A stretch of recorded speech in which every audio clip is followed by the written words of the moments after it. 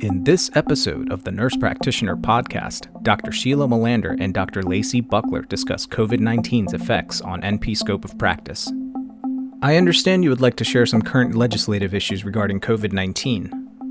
Yes, we thought that it was important to share and make sure that all of our listeners were aware to contact their state boards of nursing, or if they needed some activity to happen that they weren't seeing happen, that is an option for them. We're very fortunate in the state of Kentucky. We have as our Kentucky Board of Nursing Executive Director, Jennifer Estes, who is an APRN.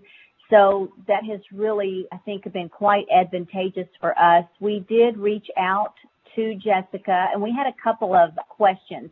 We had been contacted by mainly UK Healthcare because they do hire mostly the majority of our graduates, but we had been contacted to find out where our graduates going to be ready to start working as they had predicted, or how did COVID-19 affect that.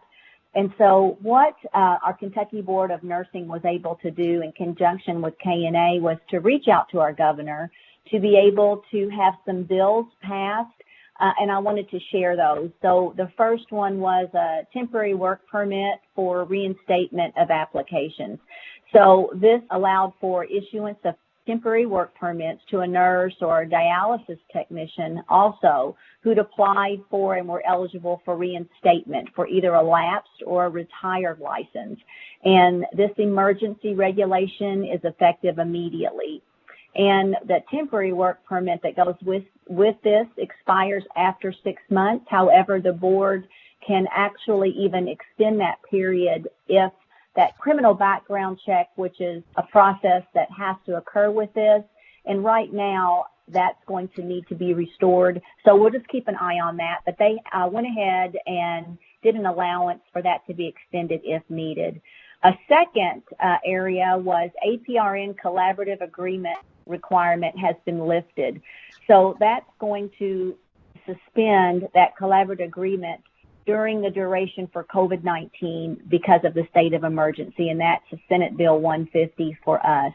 So that is a huge help to us. Now, along with that, APRNs who prescribe controlled substances still need that DEA registration and that CASPR master account in order to review that data. But this will be a huge help to keep things moving and allow for practice at the highest level of scope of practice for our APRNs. A third change or modification was the clinical education requirements been modified. So this is more in effect for our undergraduate students, but what a tremendous help for that workforce that's going to be needed. So they're not going to enforce the 120-hour integrated practicum requirement that necessitates direct patient care. So that will allow for increased threshold for simulation. Similar to this, AACN and ANCC are allowing us for graduate programs, as long as those students have met those direct face-to-face 500 patient hours, you can complete the hours other ways. So, for instance, our program requires 720 hours.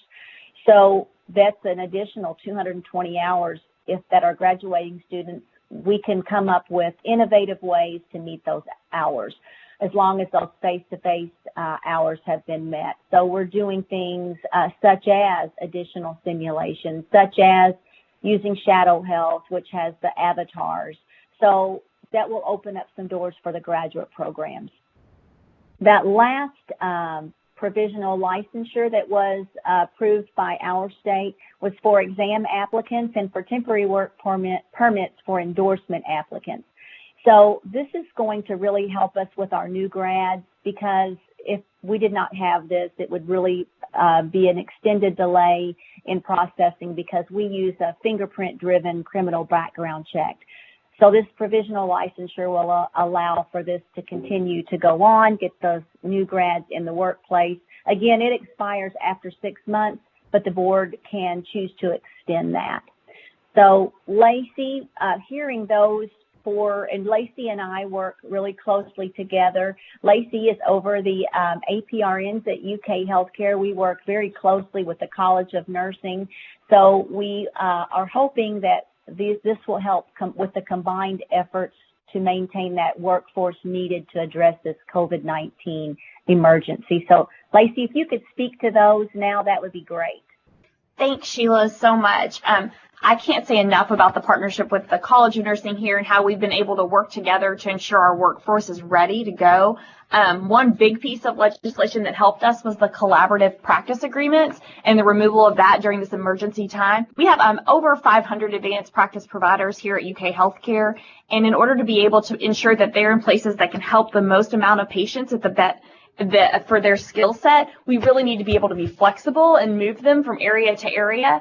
So removing the collaborative practice agreement helps us be able to do that so that we don't have to, continue to ensure we have a bunch of paperwork that backs it up. We can really pull them quickly, get them into that site, and make sure they're helping take care of our patients. The provisional license piece is also really important to us. That way we can get folks in, ready to go, and help supporting our teams. We haven't seen the surge here yet at UK Healthcare, but we want to be prepared, right? And so we want folks that have that skill set and that are newly trained in those areas to be able to support our teams and step right in and really support Kentucky and to help all of our areas be prepared when the surge hits. We understand you are overseeing efforts to prepare for the utilization of APRNs when the surge hits Lexington, Kentucky. Can you share what you are doing to prepare mobilize APRNs?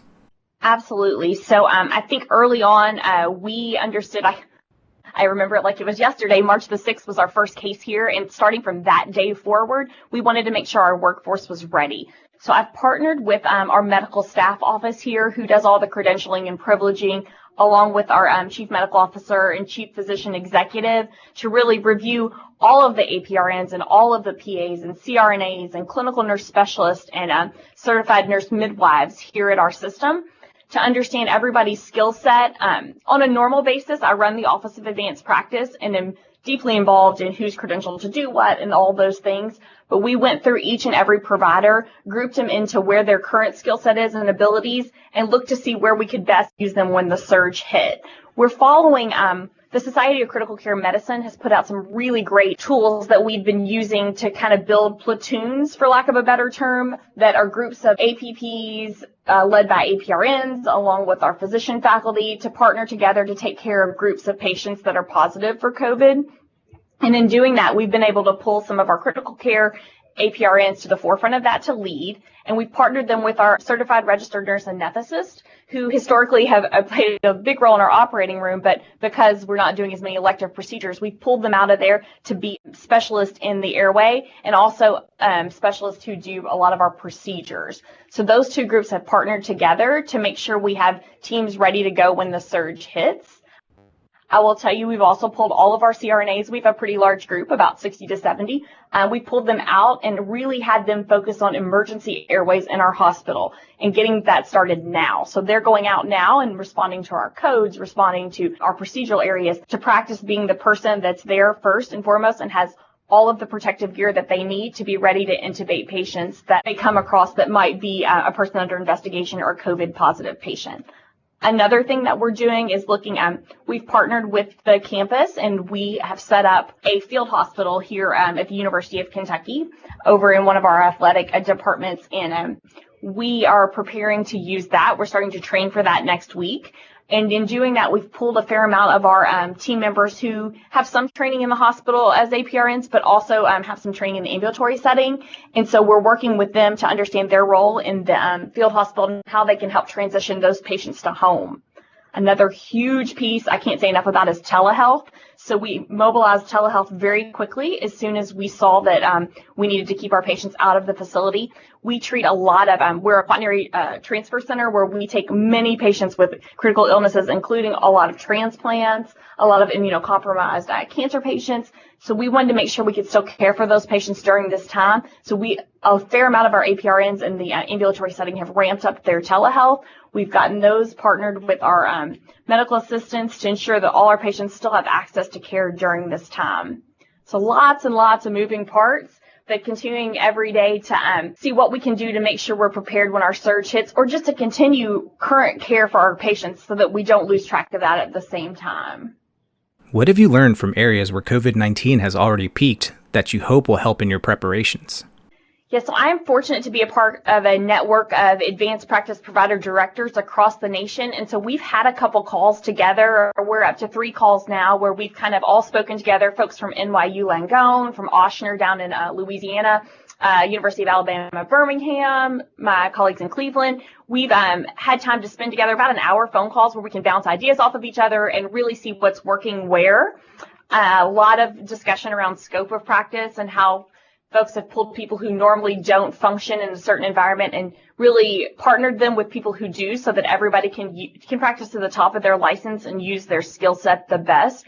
I think one of the best pieces of advice I've gotten from folks who are already in the middle of the surge is to ensure that you have leadership backup. So I think a lot of the leaders in the area who are really overseeing a lot of the operational detail, there have been a couple of those folks who've been affected by COVID, and there hasn't been a plan to replace them. So I think it's really important for teams to have internal succession planning for the moment, to make sure that you are prepared with somebody who knows all the things that you know, so that you can have them step in if something happens to you. Really understanding that you have to have backup plan after backup plan after backup plan ready to go has been some of the best advice I've received.